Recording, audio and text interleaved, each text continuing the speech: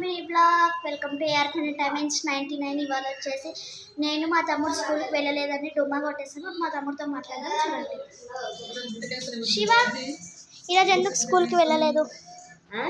ఈరోజు ఎందుకు ఎగ్జామ్స్ అయిపోయినా పాలు తాగుతున్నావా?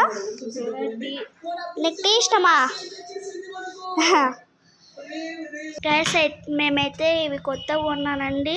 సోఫాస్ కొన్నాము. ఇదిగోండి, పాత ఉండే కదా అవి అమ్మేసి ఇవి కొన్నామండి.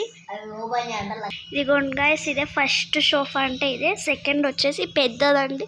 ఇది ఒక 4 మెంబర్స్ 3 మెంబర్స్ కూర్చోవచ్చు. ఇదైతే ఒక్కరే కూర్చోవచ్చు.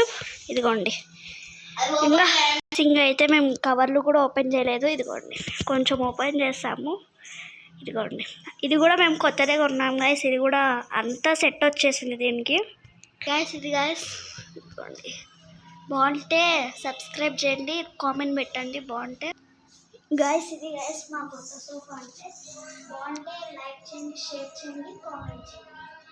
ఇంకా ఈ సోఫా రేట్ వచ్చేసి పాతది అమ్మేసి 20,000 వచ్చేసిందండి. ఇది వచ్చేసి 20, అంతా కలిపి 40 అండి. 40,000 ఇది. మాట్లాడినప్పుడు ఎట్లుందా చెప్పండి.